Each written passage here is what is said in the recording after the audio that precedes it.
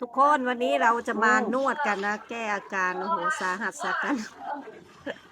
หมอก็บ่ไหวแล้วหมอก็มารักษาปัวกันเด้อพี่น้องมาปัวกันซะก่อนบ่ไหวแล้วสิตายแล้ว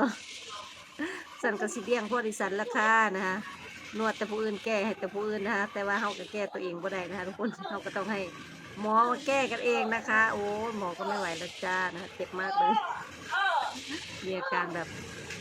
เจ็บทุกตรงนะคะทุกคนปวดเมื่อยทุกตรงเลยนะคะเราก็ต้องมานวดเหมือนกันนะคะเพื่อให้อ่า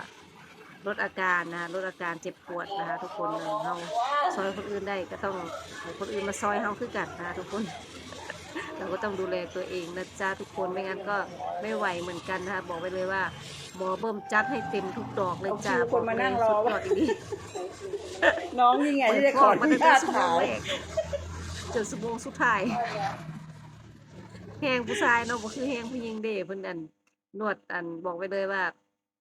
สะใจนะคะทุกคนได้คือความสะใจนะคะเพราะว่าหยังมักหนักๆต้องจัดไปเลยจ้ะหนักส่ำใดจัดไปหมอว่าซั่น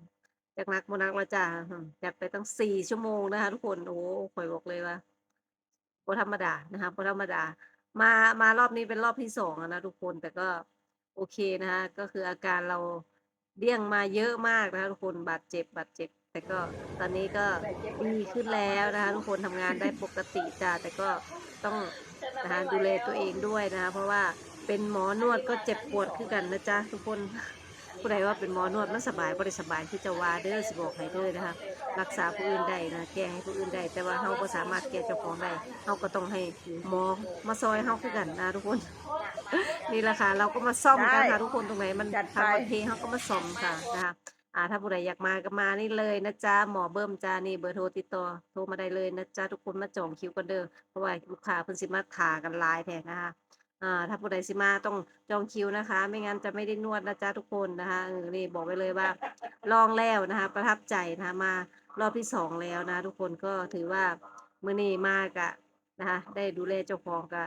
เนาะบ่แพงพร้อมนะคะทุกคนราคาถูกๆ สนใจโทรมาสอบถามเพิ่นได้เลยจ้านะคะตามเบอร์โทรนั้นเลยเด้อนะคะก็อยากให้ทุกคนลองมาดูแลรักษาเจ้าของค่ะก่อน